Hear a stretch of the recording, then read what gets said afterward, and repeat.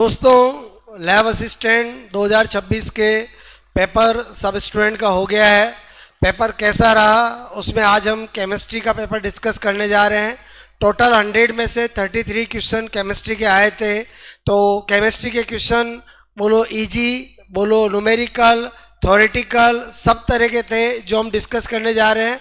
After discussion में आपको बताऊंगा कि इसमें कितने ऐसे क्वेश्चन हैं जो आप छोड़ सकते थे, बाकी इजी पेपर था तो अपन हर एक क्वेश्चन का फुल ऑन एनालिसिस करते हैं। क्लियर? तो पहला क्वेश्चन आपके सामने है कि निम्नलिखित बोलो में से कौन सा बफर विलियन नहीं है। मैं अपने स्टूडेंट को हमेशा सिखाता हूं कि लैब असिस्टेंट के अंदर एक क्वेश्चन बफर सॉल्यूशन का जरूर आता है और बफर विलियन की पहचान होती है वीक एसिड और उसका कॉन्जुगेट होना चाहिए। क्लियर? तो हम जब पहला क्वेश्चन देखते हैं तो acetic acid sodium acetate definitely weak acid है और उसी वीक एसिड का स्ट्रॉन्ग बेस के साथ सॉल्ट है। बोरिक एसिड और बोरेक्स तो हमने देखा वीक एसिड है और उसी वीक एसिड का स्ट्रॉन्ग बेस के साथ सॉल्ट है। बोलो क्लियर? और यहाँ पर हमने देखा ग्लाइसिन और ग्लाइसिन बोलो आपका हाइड्रोक्लोराइड। क्लियर? और यहाँ एसिटिक एसिड और HCl जब यहाँ हम देखते हैं तो हमें पता चलता है कि ये तो दो एसिड है, तो दो एसिड तो कभी बफर सॉल्यूशन बना ही नहीं सकते। तो क्वेश्चन नंबर फर्स्ट का आंसर डी हो जाता है। क्लियर? एक विलियन लाल लिटमस को नीला कर देता है, उसकी पीएच होगी। इससे इजी क्वेश्चन पूरे पेपर में नहीं हो सकता है। आपको सीधा सा पता है कि बोलो रेड को ब्लू करता कौन है, मैंने कहा बोलो base. Clear? Basic solution. Clear? और बेसिक सॉल्यूशन की पीएच जो होती है वो 7 से ज़्यादा होती है। 7 से ज़्यादा एक ही ऑप्शन है, वो है 9। ओके। उसके बाद आपसे पूछा है कि मेटल कार्बोनेट M2CO3 या हाइड्रोजन कार्बोनेट कि कभी हम किसी भी एसिड से रिएक्शन कराते हैं, चाहे HCl से कराए चाहे CH3COH से कराए, तो क्या क्या प्रोडक्ट बनता है। तो हमें पता है कि जब भी बोलो इसकी रिएक्शन मेटल कार्बोनेट की या बोलो आपका बोलो H2CO3 की एसिड से कराएंगे तो एक तो सॉल्ट बनेगा। बोलो क्लियर? बनेगा। ओके। उसके साथ साथ बोलो CO2 भी निकलेगा और H2O भी निकलेगा। तो ये प्रोडक्ट होंगे। तो यहाँ पर हमने देखा कि कार्बन डाइऑक्साइड बिल्कुल बनेगा, सॉल्ट बनेगा, वाटर बनेगा, ऑक्सीजन नहीं बनेगा। तो हमें पूछा कौन कौन निर्मित होते हैं, तो A B C बोलो आपका ये आंसर हो गया राइट। क्लियर? ओके। उसके बाद आपको यहाँ पर जो आपको दे रखे हैं उनके बॉइलिंग पॉइंट का डिक्रीजिंग ऑर्डर पूछा है। ये क्वेश्चन बहुत इजी है, आपको पता होना चाहिए। हमें ये देखना है कि सबसे पहले तो किसमें हाइड्रोजन बॉन्डिंग होती है, तो वाटर और एथिल अल्कोहल। जो C2H5OH होता है और एक H2O होता है। H2O में हाइड्रोजन बॉन्डिंग ज़्यादा होती है, इसलिए बॉइलिंग पॉइंट 100 डिग्री सेंटीग्रेड होता है। और जो एथिल अल्कोहल होता है उसका बॉइलिंग पॉइंट लगभग 78 डिग्री सेंटीग्रेड होता है। तो आपने देखा सबसे ज़्यादा किसका होगा, C। अब हमने देखा कि हमें पूछा है डिक्रीजिंग ऑर्डर। क्लियर? यानी सबसे लास्ट में कौन सा होगा, C। तो ये दो ऑप्शन तो हो ही नहीं सकते हैं। अब हमने देखा कि बोलो वाटर से ज़्यादा किसका होगा, एल्कोहल का। तो ये मिल गया, ये टिक कर दिया। और बाकी आपको पता है CCl4 जो है ओके उसका बॉइलिंग पॉइंट 76 डिग्री सेंटीग्रेड होता है। और इसका डाई एथिल ईथर जो है C2H5O C2H5 इसका बहुत कम होता है, लगभग बिलो 40 डिग्री सेंटीग्रेड होता है। बोलो क्लियर? तो इसका मतलब यहाँ पर आंसर क्या हो जाएगा, B। जब आप कंपटीशन एग्जाम देते हो तो आपको इतने सब डाटा की जरूरत आपको पता चल गया कि एथिल अल्कोहल और वाटर में वाटर का सबसे ज़्यादा है, देन एथिल अल्कोहल आएगा, टिक करो, आगे बढ़ो। बोलो क्लियर? उसके बाद आपको मैंने कहा कि यहाँ स्टेटमेंट के क्वेश्चन है। इस पूरे पेपर में जो भी स्टेटमेंट के क्वेश्चन आए वो बहुत इजी आए। बोलो क्लियर? ओके। जैसे आपको पहला स्टेटमेंट दिया कि हीरा ज्ञात पदार्थ में सबसे कठोर है। बिल्कुल, हम जब भी पढ़ाते हैं तो बोलते हैं जो डायमंड होता है वो हार्डेस्ट सब्सटेंस होता है, हमारी पहली प्रॉपर्टी यही होती है। क्लियर? ओके। जबकि ग्रेफाइट चिकना और फिसलेदार होता है। बिल्कुल सही बात है। बोलो यानी ये जो हमारा कथन है वो बिल्कुल यस ओके है। फिर कार्बन तत्व प्रकृति में भिन्न भिन्न रूपों में पाया जाता है, बिल्कुल पाए जाते हैं, जिनके अत्यधिक विविध रासायनिक गुण होते हैं। अब क्या होता है, हीरा यहाँ पर बोला है। क्लियर? यानी यहाँ पर हमें एलोट्रोप की बात करी है। क्लियर?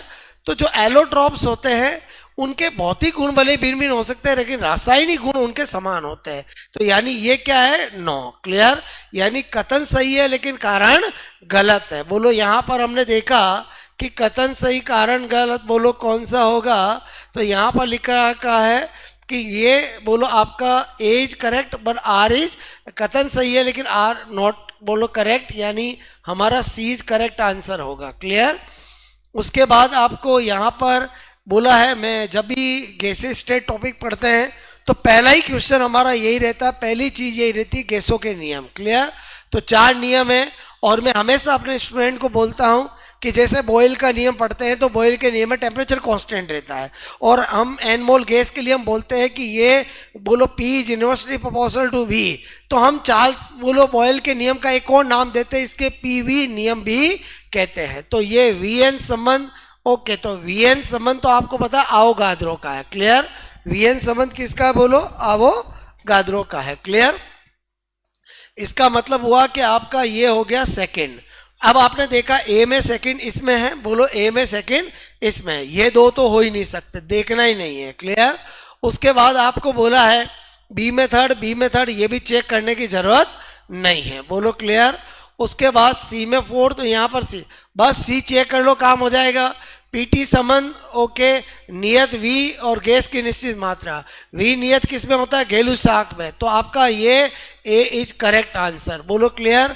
आई होप आपको मेरी बात समझ में आई होगी। क्वेश्चन बहुत आसानी से किए जा सकते हैं, बस आपको थोड़ा अटेम्प्ट करना आना चाहिए। उसके बाद आपको मैंने कहा ये क्वेश्चन है आपका, बोलो क्लियर, ओके, जिसमें आपको एक कथन दे रखा है कि सोना बोलो शुद्ध सोना 24 कैरेट का सोना होता, बिल्कुल सही बात है। आभूषण बनाने के लिए अत्यधिक उपयोग होता नहीं, हमेशा ज्वेलरी जो आभूषण होते हैं, क्लियर, वो हमेशा 916 यानी 22 कैरेट से बनाए जाते हैं। Clear, okay. तो इसका मतलब हुआ कि कथन तो हमारा क्या हो गया, रॉन्ग। उसके बाद शुद्ध सोना 24 कैरेट का होता है जो अत्यधिक मृदु होता है, ये बिल्कुल सही बात है। तो आपका यहाँ पर क्या है, ए इज नॉट करेक्ट। बोलो क्लियर। बट बोलो आपको मैंने बी इज करेक्ट, यानी डी इज करेक्ट आंसर। बोलो क्लियर, ओके। उसके बाद आपको पूछा है 4px ऑर्बिटल का आकार। हमें जानते हैं कि px जो होता है वो डंबल शेप होता है, px हो, py हो, pz हो। बोलो क्लियर, ओके। ये इस तरह के होते हैं जो कि किस शेप का माना जाता है, इनको डंबल शेप। तो डंबल शेप ये रहा ऑप्शन, ओके। उसके बाद आपका बहुत इजी आईपीएससी नाम दिया, तो अपने ये फंक्शनल ग्रुप है तो 1 2 3, क्लियर। तो हमने देखा 2 साइक्लो 2, मैंने कहा pentene 1 all, clear, D is correct answer. उसके बाद यहाँ पर क्वेश्चन है, ये न्यूमेरिकल था जो फॉर्मूला बेस है, कर सकते हो। पी गैस के लिए निश्चित मात्रा, बोलो 270 यानी T1 कितना दे रखा, 273 केल्विन, और P1 कितना दे रखा, 760 mm ऑफ Hg। बोलो क्लियर, mm ऑफ Hg। और उस पर आपका डेंसिटी है D1 2 ग्राम पर लीटर। क्लियर। गैस के उसी मात्रा के लिए टेम्परेचर T2 दिया है 27 डिग्री सेंटीग्रेड, तो 273 जोड़ देंगे तो कितना हो गया, 300 केल्विन। और उसके बाद P2 दे रखा है 700 mm ऑफ Hg, क्लियर। और आपको D2 पूछा है। दोस्तों हम जब भी पढ़ते हैं तो आपको बताया जाता है PM/RT, क्लियर, ये डेंसिटी का फॉर्मूला होता है। तो हमने देखा कि डेंसिटी जो होता है वो प्रेशर और टेम्परेचर के क्या होता है, R कांस्टेंट है और M उसी मात्रा के लिए बोला है, क्लियर। तो बस फिर तो D2/D1 करेंगे तो आपका यहाँ पर क्या आ जाएगा, P2/P1। बोलो क्लियर, मल्टीप्लाई T1/T2, बस इसको रखना है और आंसर आ जाएगा। बिल्कुल डायरेक्ट फॉर्मूला बेस्ड क्वेश्चन था, ये D2 निकालना है, ओके। ये आपका बोलो D1 2 है, P2 आपका जब दोनों ही ऊपर नीचे mm ऑफ Hg में है तो चेंज करने की बिल्कुल भी जरूरत नहीं है। और T1 कितना था, 273, और ये 300 केल्विन, क्लियर, ओके। ये कट हो गया और हमने देखा कि हमारा ऑप्शन जो है वो बोलो इस तरह के दूर दूर ही है। तो यहाँ पर हम क्या कर सकते हैं, बोलो क्लियर, ओके। ये 2 ऊपर चला जाएगा, D2 इजिकल टू आपको मैंने कहा कि इसको लगभग मैं यहाँ पर 770 मान लूँ तो ये 11 टाइम बोलो क्लियर ओके 110 हो गया। और यहाँ पर हमने देखा कि 2 × 2 73 और ये नीचे 330 हो गया। तो यहाँ पर ये बोलो यहाँ पर अगर हम करेंगे तो ये हमारा कितना लगभग ओके मैंने देखा कि ये 400 ये 300 यानी हो ना हो आंसर जो आएगा 1.67 आंसर आ जाएगा। बोलो क्लियर, अप्रोक्सीमेटली हमें टिक करने से मतलब है ओके। उसके बाद आपका क्वेश्चन नंबर 11 जो है उसमें आपको हाइपर कॉन्जुगेशन पूछा है। तो आपको पता होना चाहिए जितने अल्फा एच होंगे उतने ही ज़्यादा हाइपर कॉन्जुगेशन होगा। तो जो पहली स्ट्रक्चर आपको दे रखी है क्लियर ओके वो ये दे रखी है। तो यहाँ पर H और H, यहाँ पर भी H और H, यानी मेरे कहने का मतलब है या 2H। तो ये अल्फा कार्बन है, ये अल्फा कार्बन है, तो यहाँ पर टोटल 4 अल्फा हाइड्रोजन होंगे क्लियर ओके फर्स्ट के अंदर। सेकंड आपको स्ट्रक्चर ये दे रखी है बोलो क्लियर ओके। तो इसमें अगर हम देखें तो यहाँ पर मैंने देखा यहाँ पर तो ये 2 होंगे ही होंगे हाइड्रोजन ओके, यहाँ पर भी 2 होंगे और यहाँ पर भी ये कार्बन है तो हाइड्रोजन हाइड्रोजन हाइड्रोजन। तो इसमें 7 अल्फा हाइड्रोजन हो गए 2 2 और 3 ओके। उसके बाद अपन ने तीसरा स्ट्रक्चर जो दे रखा है वो ये है बोलो क्लियर ओके। तो इसके अंदर यहाँ पर हो गए 2 हाइड्रोजन ओके, यहाँ पर हो गए 2 हाइड्रोजन और यहाँ पर हो गए बोलो क्लियर मैंने कहा 2 हाइड्रोजन। तो इसमें 6 अल्फा हाइड्रोजन हो गए। और उसके बाद लास्ट स्ट्रक्चर हमारी ये बचती है क्लियर ओके, जिसके अंदर कुछ ऐसा स्ट्रक्चर दे रखा है। तो इसमें ये बोलो 1 और 1, यहाँ पर 1 और यहाँ पर 1, तो टोटल 5 अल्फा हाइड्रोजन हो गए क्लियर। तो बस मैचिंग करनी थी। पहली स्ट्रक्चर जो है जो मैंने बनाई उसमें कितने हैं 4, तो हमने देखा ओके। दूसरी जो हमने बनाई उसमें 7, तो A का 4 हो, A का 1 हो गया ओके, A का 1 इसमें आ रहा है, इसमें आ रहा है, इसमें आ रहा है। B का आपका बोलो 7 हो गया यानी 4th क्लियर, ये 4th आ रहा है। उसके बाद C का आपका जो है 6 आ रहा था ओके, C का बोलो आपका ये जो है ओके मैंने कहा A का ये A जिसमें 4 आया बोलो क्लियर ओके, ये मैच कर दिया हमने। उसके बाद जो आपका ये है जिसमें 7 क्लियर, उसके बाद ये 6 और ये 5। तो हमने देखा A का क्या आएगा बोलो यहाँ पर A का 1 ओके, A का 1 इनमें आ रहा है, फिर B का आ रहा है 4th इसमें आ रहा है, फिर C में आ रहा है 3rd और D का आ रहा है बोलो 2nd। तो C is correct answer clear. अच्छा क्वेश्चन था बट अप्लाइड था। अगर जिस भी बच्चे ने I effect, M effect, H effect का एप्लीकेशन सीखा है, मतलब हमने ये जाना है कि इनको यूज कैसे करते हैं वो कर सकते हैं, और मेरे स्टूडेंट को मैंने बहुत अच्छे से ये सब सिखाया है बोलो क्लियर। उसके बाद बहुत ही इजी ये आपका पेरोक्साइड की प्रेजेंस में जब HBr का एडिशन कराते हैं इलेक्ट्रोफिलिक, तो सब जानते हैं कि फ्री रेडिकल मैकेनिज्म होती है। मैं कभी एंटी मार्कोनिकॉव का नाम नहीं लेता हूँ, फ्री रेडिकल मैकेनिज्म होगी, और फ्री रेडिकल मैकेनिज्म होगी तो यहाँ Br जुड़ेगा, अनसेचुरेशन खत्म हो जाएगा, तो ये हो नहीं सकता, ये हो नहीं सकता, और टर्मिनल पे जुड़ेगा, तो सी इज करेक्ट आंसर बोलो क्लियर। उसके बाद यहाँ पर बहुत आसान क्वेश्चन आपसे पूछा गया है कि इसके अंदर बोलो सही सॉल्यूशन पहचान लिए, ठोस ठोस, तो गोल्ड और कॉपर डेफिनेटली A का 4th होगा। A का 4th हमने देखा ये है और ये है, तो ये 2 ऑप्शन तो कट कर दिए, ऐसे क्वेश्चन करना होता है क्लियर। फिर B देखा हमने द्रव द्रव ओके, तो जल में घुला हुआ एथेनॉल, यानी B का क्या होगा बोलो आपका फर्स्ट मिल गया। आगे चेक मत करो, आगे बढ़ो बोलो क्लियर। उसके बाद और अगर आपको थोड़ा बहुत और कंफर्म करना है तो आपका ये आपने किया है, तो C का बोलो 2nd यानी नाइट्रोजन ऑक्सीजन गैस कंफर्म हो गया बोलो क्लियर। उसके बाद आपको ये क्वेश्चन पूछा गया है, ये बहुत अच्छा क्वेश्चन था, मेरी नज़र से सोचो तो सेकंडों में कर सकते हो, लेकिन वहाँ क्या होता है कि बहुत सी बार जब एग्ज़ाम में क्वेश्चन आपके सामने आता है तो बहुत सी बार स्टूडेंट इतना कॉन्सेप्ट नहीं बना पाते हैं क्लियर। बाकी ये क्वेश्चन एक ट्रिकी मेथड से किया जा सकता है।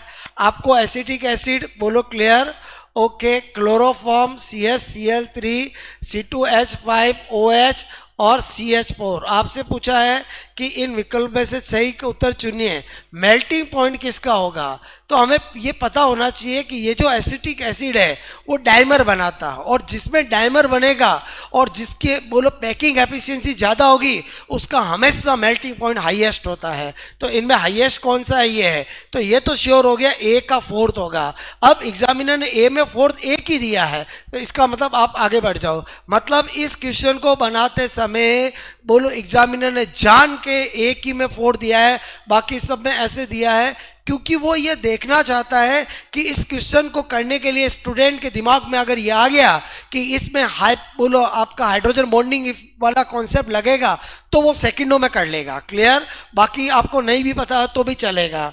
उसके बाद क्वेश्चन नंबर आपका ये बहुत इजी क्वेश्चन था, बोलो क्लियर। आपको पूछा है इलेक्ट्रोफाइल, बोलो क्लियर। तो एसिलियम जो Rc+ डबल बॉन्ड O, ये तो इलेक्ट्रोफाइल होता ही है, बोलो क्लियर। ओके, पहला A होता है। उसके बाद आपको H2O बिल्कुल नहीं होता, जिस पे लोन पेयर होता है वो नहीं होता। C भी होता है, क्लियर। ये भी नहीं होता, ये भी नहीं होता है। तो A और C इलेक्ट्रोफाइल है। तो A और C आपको कौन सा नज़र आ रहा है ऑप्शन, क्लियर।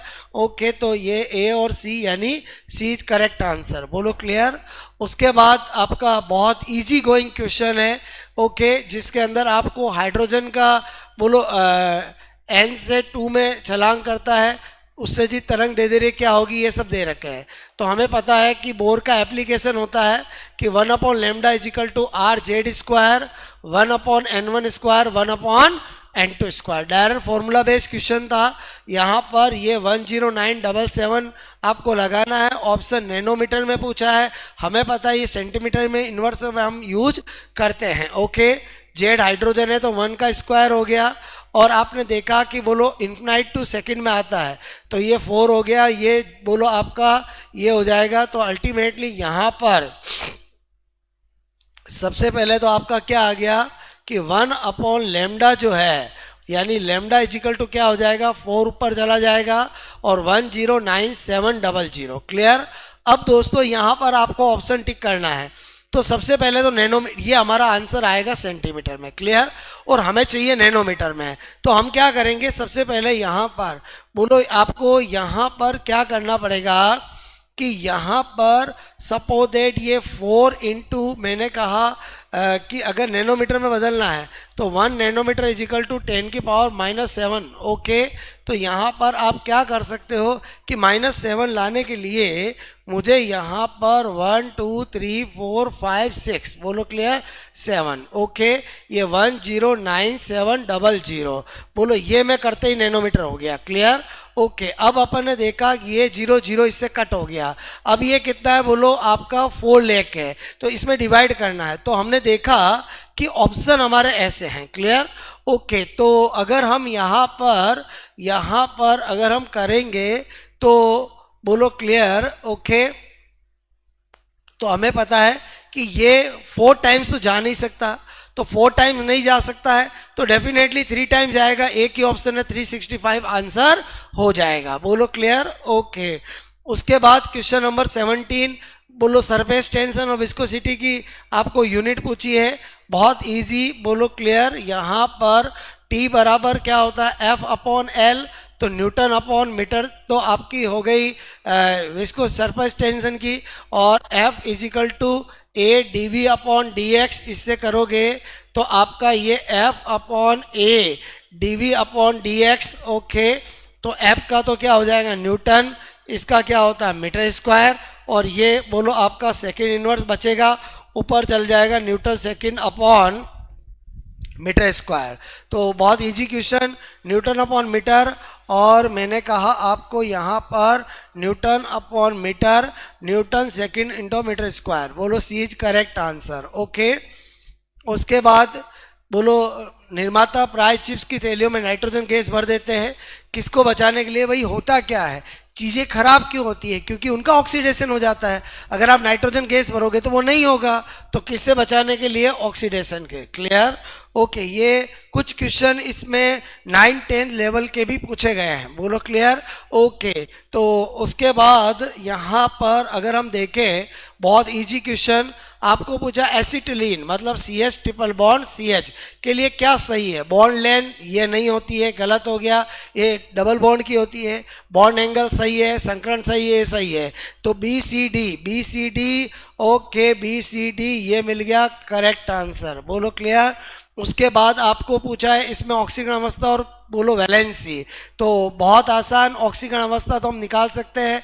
बोलो एल्यूमिनियम का X कर दिया -V, बोलो इजिकल टू +2, क्योंकि H2O का 0 होता है, तो X इजिकल टू +3, तो +3 आ गया। बोलो, तो ये दो ऑप्शन कट हो गए। फिर हमने देखा कि इसके अंदर एल्यूमिनियम Br ओके, H2O और 5, तो इस तरह से यहाँ पर कोऑर्डिनेशन नंबर जो होगा वो आपका 5 और 1 6 हो जाएगा, तो 3 और 6 यानी B is correct answer. Okay, उसके बाद यहाँ पर बहुत आसान क्वेश्चन, ये तो मैं अपने स्टूडेंट को बहुत करवाता हूँ न्यूक्लियस टॉपिक के अंदर, कि एक रेडियो एक्टिव न्यूक्लियाई की हाफ लाइफ 20 आवर्स है, तो 40 घंटे बाद कितना भाग रह जाएगा? भाई पहले 20 घंटे के अंदर 1/2 हो गया, अगले 20 घंटे के अंदर बोलो, मैंने कहा 1/4, अब ये पूछा कितना भाग रह जाएगा, तो 1/4 हो जाएगा, कोई फॉर्मूला यूज करने की जरूरत नहीं है। उसके बाद ये भी मैंने अपने स्टूडेंट को सिखाया है, क्योंकि जब भी एस ब्लॉक के अंदर किसी एग्जामिनर को टफ क्वेश्चन पूछना होता है तो वो यही से पूछता है, इसमें आपको डाटा याद होना चाहिए। मैंने ट्रिक से बताता हूँ कि जो ट्राइगोनल है ओके, उसके अंदर अल्फा बराबर बीटा बराबर क्या होता है? गामा होता है। और आपको मैंने कहा बोलो ए बराबर बी बराबर क्या होता है? ए बराबर बी बराबर सी। एक्सियल लेंथ इक्वल होती है, लेकिन जो एक्सियल एंगल होता है अल्फा बराबर बीटा बराबर gamma but not equal to 90। Clear? यानी बी इज करेक्ट आंसर। बोलो क्लियर? ओके, यहाँ पर ये तीनों एक्सियल लेंथ इक्वल है, लेकिन मैंने कहा एक्सियल एंगल इक्वल है but not equal to 90। Okay, बहुत आसान क्वेश्चन, आदर्श विलयन के लिए आपको पता है डेल्टा H मिक्सचर भी क्या होता है? 0। डेल्टा V मिक्सचर भी क्या होता है? 0। ओके, यानी दोनों 0, यानी बी इज करेक्ट आंसर। उसके बाद बोलो, यहाँ पर आपने देखा क्वांटम का क्वेश्चन है, बहुत आसान। यहाँ पर दिया आपको 5f देते ही n बराबर क्या हो गया? 5, L बराबर क्या हो गया? 3। तो आपने देखा 5 3, आगे चेक करने की जरूरत ही नहीं है। क्लियर? ओके, ये तो मैंने बहुत प्रैक्टिस कराई है, इन्वर्स करते ही उल्टा हो जाएगा, आप भी उल्टा वाला टिक कर दो। बोलो क्लियर? चाहे K1 बराबर 1/K2 करूं, चाहे K2 बराबर 1/K1 करूं, क्लियर? एक ही बात है। और 3 ग्राम कार्बन की तुल्य ऊर्जा, तो एनर्जी और बोलो आपके मास में रिलेशन है E इजिकल टू mc²। अब m यहाँ पर कितना दिया? 3 ग्राम, तो हमें पता C 3 × 10⁸ मीटर पर सेकेंड, यानी हम m के यूनिट यूज करेंगे, तो पहले इस 3 को किलोग्राम में बदला पड़ेगा। क्लियर? ओके, किलोग्राम में बदल दिया। अब E इजिकल टू m यानी 3 × 10⁻³ बोलो आपका यहाँ पर 3 × 10⁸ का स्क्वायर कर लेंगे, तो ये आपका जूल में आ जाएगा आंसर। हमने देखा 3 × 10⁻³ ये हो गया 9 और ये हो गया 16। ओके, यहाँ पर इसको कट किया तो ये 10⁻13 रह गया। ओके, और ये कितना हो गया? बोलो यहाँ पर 27 × 10⁻13। ऑप्शन में गए तो हमने देखा कि यहाँ 27 नहीं 2.7 है, तो जब हम यहाँ पर 2.7 करेंगे तो 10⁻14 आ जाएगा। मैं अपने बहुत सारे क्वेश्चंस में अपने स्टूडेंट को ये सिखाता हूँ कि आपको आंसर आने के बाद ये देखना है कि ऑप्शन में किस तरह का है। बोलो क्लियर? यहाँ पर उसने पॉइंट लगाया तो हमने यहाँ पर पावर बढ़ा दिया। बोलो क्लियर? ओके, उसके बाद क्वेश्चन नंबर आपका कैसी निकालना था? डायरेक्ट फॉर्मूला बेस्ड क्वेश्चन है। आपको दिया H2 + I2 change of 2HI। बोलो क्लियर? तो केसी का फॉर्मूला बनेगा active mass of product okay divide by active mass of reactant. बोलो क्लियर? ओके, तो यहाँ पर एच बोलो एच आई 5 इंटू 10 की पावर -4 का स्क्वायर। ओके, बोलो 2 इंटू 10 की पावर -4 इंटू मैंने कहा I2 कितना दे रखा है, बोलो 3 इंटू 10 की पावर -4। क्लियर, बस कट करना है, ये तो पावर इससे कट हो गई और हमने देखा कि ये कितना बचा 25, ये कितना बचा 6, तो हमने देखा ये बोलो आपका 4 पॉइंट समथिंग आंसर आ जाएगा, एक ही ये वाला आंसर राइट हो जाएगा। बोलो क्लियर। उसके बाद ये आपसे पूछा है, अच्छा क्वेश्चन था ये, थोड़ा सा इसमें घुमाया बट इजीली कर सकते हो। एडियाबेटिक के अंदर वर्क का फॉर्मूला होता है, बोलो W = NR T1 minus T2 divide by gamma -1। अब इन्होंने गामा ना देकर ये दे दिया CP/CV इजिकल टू क्या होता है गामा, तो यहाँ पर अगर हम ये NR ओके या μR कर दे, एक ही बात है, T1 माइनस T2 और यहाँ पर CP/CV ओके -1 करेंगे, तो इसको जब हम सोल्व करेंगे तो LCM लेंगे तो यहाँ पर क्या आ जाएगा, बोलो ये NR okay T1 minus T2 और ये CP माइनस CV और ये CV ऊपर चला जाएगा, तो इसका आंसर हो जाएगा हमारा बोलो आपका μR बोलो C। क्लियर। ओके, यहाँ पर CP/CV क्लियर। ओके, तो यहाँ पर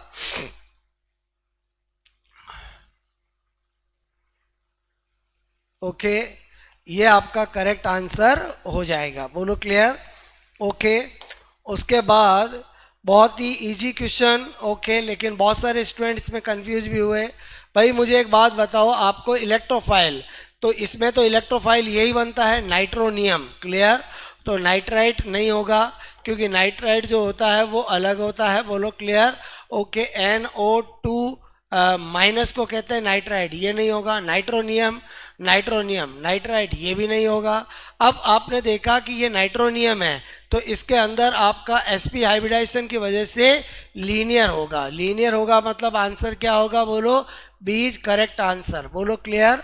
ओके, उसके बाद बोलो बहुत अच्छे से मैंने अपने हर स्टूडेंट को सिखाया है कि ये डायग्राम कैसे बनाते हैं।